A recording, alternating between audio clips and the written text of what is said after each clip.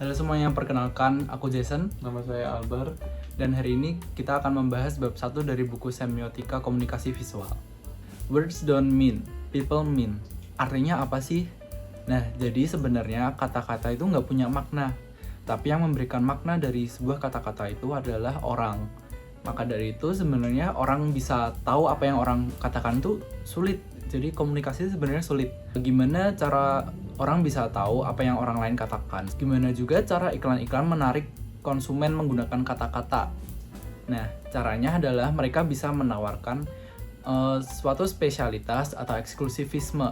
Contohnya adalah iklan marjan. Di setiap bulan Ramadan, iklan marjan itu membuat iklan yang mempunyai alur cerita, bahkan sampai berepisode-episode. Contohnya adalah sebagai berikut. Ini cerita manisnya Marjan. Tapi tiba-tiba Bawa ini nak, lari nak.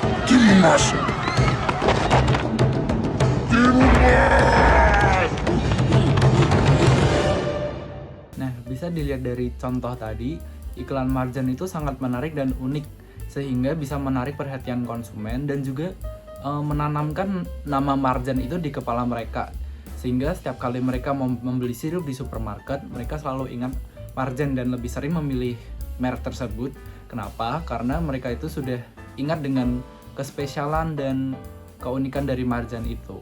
Perusahaan-perusahaan lain berlomba-lomba untuk membuat iklan seikonik dengan iklan marjan tadi untuk menarik konsumen. Gak heran mengapa tim kreatif itu sering dibayar dengan angka yang tinggi, karena mereka itu memberikan dampak yang besar untuk pembelian produk. Pada dasarnya, iklan yang ikonik itu berhasil untuk menggabungkan pesan verbal dan visual untuk menghasut konsumen. Pesan verbal berarti menggunakan kata-kata atau suara, sedangkan visual berarti menggunakan gambar atau grafis yang ditampilkan pada layar. Iklan itu di sisi pengusaha itu bisa diumpamakan sebagai sebuah senjata. Tapi apakah dari mata konsumen iklan itu selalu terlihat positif? Tentu saja tidak.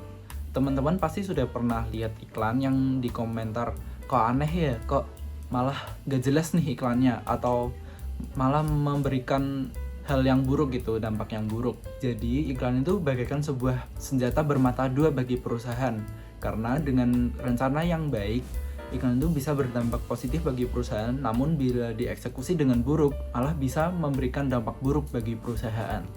Teman-teman tahu nggak sih kenapa Hollywings itu bisa kena masalah, bahkan sampai mengubah namanya di semua gerai yang ada? Nah, semuanya itu gara-gara iklan.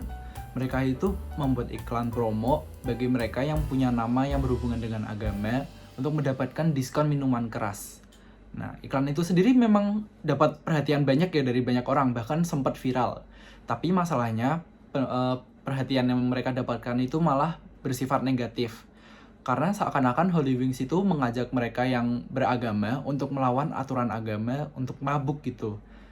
Nah, malah jadinya Hollywings itu seperti menistakan agama gitu ya. Nah, ini tuh menjadi contoh iklan yang buruk bagi perusahaan itu sendiri. Bahkan Hollywings itu sampai harus berubah nama di semua gerainya gitu. Jadi tidak ada dampak positif yang didapatkan dari iklan itu, walaupun mereka mendapatkan perhatian yang sangat banyak. Periklanan itu sendiri merupakan sebuah bentuk dari komunikasi. Periklanan menjadi jendela bagi perusahaan untuk berkomunikasi antara produsen dan konsumennya. Nah, dalam konteks ini, periklanan itu dapat dipahami dalam dua bentuk, yaitu kuantitatif dan juga kualitatif. Kuantitatif berarti semakin seringnya iklan itu muncul, maka semakin naik juga jumlah pembeliannya. Pasti, karena semakin banyak yang lihat iklannya, maka semakin banyak orang yang mengetahui produk itu dan produk apa yang dijual, supaya mereka juga tertarik untuk membeli. Nah, sedangkan dalam kualitatif berarti adanya jaminan kualitas iklan yang dibuat sejalan dengan tujuan pemasaran dari perusahaan itu sendiri. Jadi iklan yang dibuat itu pasti bermutu dan dirancang sedemikian rupa supaya memberikan dampak yang positif dan dilihat positif oleh masyarakat. Nah, singkatnya berarti kuantitatif itu tentang frekuensi dan tentang jumlah. Semakin sering berarti semakin naik juga gitu. Sedangkan dalam kualitatif berarti mutu dari iklan tersebut. Selain dari itu, iklan itu nggak melulu menawarkan produk atau jasa, tapi iklan itu juga bisa memperkenalkan nilai dan nama secara simbolik. tujuan utama iklan itu sebenarnya mempengaruhi orang. Jadi belum tentu kalau kita menampilkan suatu iklan, jumlah pembelian itu langsung naik. Nah, bisa jadi orang itu malah membangun trust dan kepercayaan terhadap suatu produk. Misalnya, ambil aja iklan Pepsodent. Bisa jadi kita menampilkan iklan Pepsodent untuk memperkenalkan masyarakat terhadap produk pasta gigi ini. Nah, belum tentu dengan saingan yang begitu banyaknya pasta gigi, jumlah pembelian Pepsodent itu langsung naik dengan satu iklan. Nah, tapi kita bisa membangun trust di dalam iklan tersebut dengan mungkin menunjukkan 9 dari 10 dokter gigi percaya terhadap produk ini. Nah, itu kan bisa membangun kepercayaan konsumen terhadap produk Pepsodent bahwa memang sudah di backup oleh para dokter gitu, dan secara perlahan pembelian itu juga akan naik. Nah, tentu saja iklan itu bukan menjadi satu-satunya faktor kesuksesan dalam penjualan suatu produk. Ada kualitas produk itu sendiri, harganya, tempat penjualannya, persaingannya dengan produk lain, bahkan sampai ke situasi politik. Rancangan iklan itu perlu dipikirkan secara cermat dengan penjualan dan penyebarluasan ide itu sendiri. Bagaimana cara sebuah iklan dibuat supaya mendapatkan respon positif oleh masyarakat. Konsep di kafe harus mengedepankan aktivitas belajar mengajar yang didasari oleh kreativitas dan inovasi. Menurut Aryatno Cokronegoro, orang kreatif dan inovatif biasanya berpikir secara konvergen dan divergen. Apa yang dimaksud dengan pemikiran divergen dan konvergen itu? Pemikiran divergen itu bertujuan untuk menghasilkan ide pemecahan dari suatu masalah. Jadi kita dapat meluaskan pemikiran dan mencari alternatif untuk memecahkan suatu permasalahan tersebut. Contoh pemikiran divergen adalah brainstorming. Brainstorming biasanya dilakukan sebelum membuat suatu karya atau project. Sedangkan pemikiran konvergen dilakukan setelah mendapatkan banyak ide dari pemikiran divergen sebelumnya. Kita dapat memilih, menyatukan, ataupun menyusun ide-ide tersebut menjadi satu solusi yang efektif. Contohnya, ada sebuah kafe yang pemiliknya merasa kafe ini mati dan sunyi. Lalu pemilik kafe tersebut ingin solusi agar kafe tersebut tidak terasa mati atau sunyi, tetapi tidak berlebihan sehingga tidak membuat kafe tersebut berisik dan mengganggu. Pertama, kita melakukan brainstorming untuk memecahkan permasalahan tersebut. Mungkin menggunakan live music dan menambahkan speaker di kafe. Lalu, kita menganalisa kelebihan dan kekurangan dari kedua ide tersebut. Pihak kafe mungkin akan merasa keberatan untuk membayar musisi jika diadakannya live music, dan biaya untuk yang dikeluarkan untuk membayar live music itu cukup tinggi. Dan opsi kedua yaitu speaker, mungkin membuat suasana bisa menjadi lebih berisik dan mengganggu pengunjung yang lain. Kemudian dari analisa kita persempit dan kita kerucutkan untuk menjadi satu solusi yang efektif. Daripada pemilik kafe membayar musisi untuk memainkan musik tersebut, pemilik kafe akan lebih baik untuk membeli alat musik agar dimainkan oleh pengunjung kafe tersebut secara bebas. Kafe tersebut juga tidak akan seberisik jika menggunakan alat musik dibandingkan dengan speaker.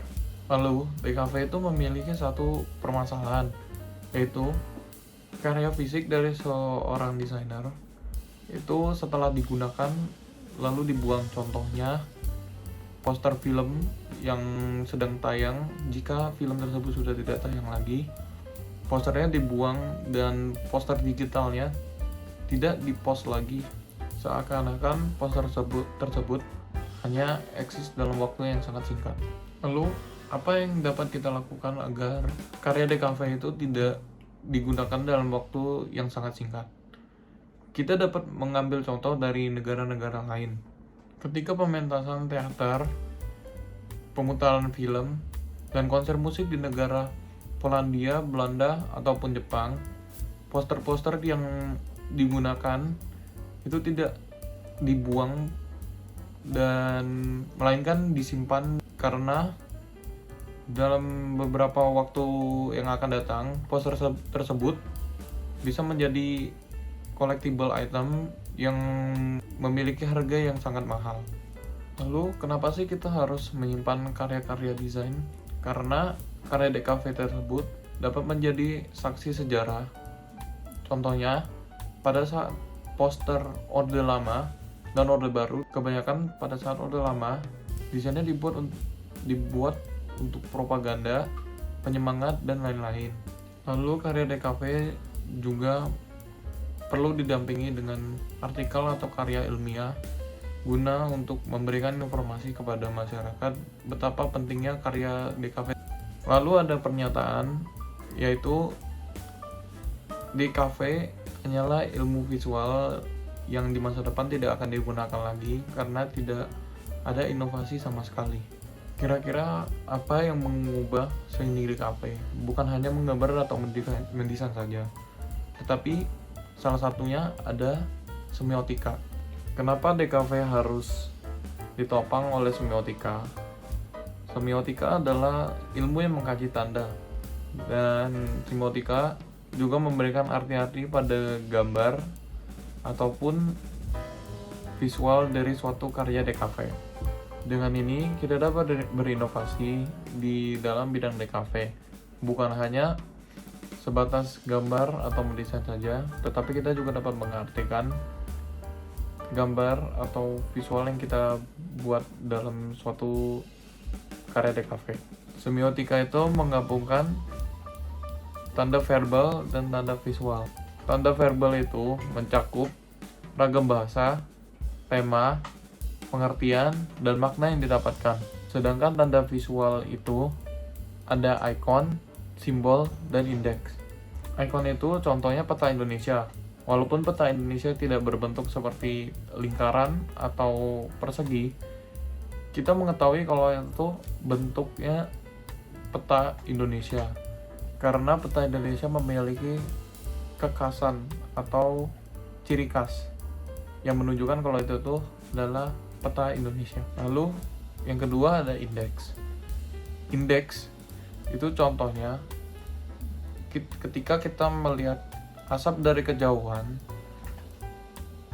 walaupun kita tidak melihat api, kita tahu di situ pasti terjadi kebakaran, atau kita bisa berasumsi kalau di sana ada sesuatu yang dibakar. Lalu yang terakhir ada simbol. Contoh simbol adalah S yang dicoret. Kita mengetahui arti dari S dicoret itu adalah dilarang berhenti. Jadi kita bisa pahami simbol jika kita sudah tahu arti dari simbol tersebut sebelumnya. Oke, terima kasih sudah mendengarkan penjelasan dari bab 1 dari buku Semiotika Komunikasi Visual. Saya Jason, Saya Albert. pamit undur diri. Terima kasih. Terima kasih.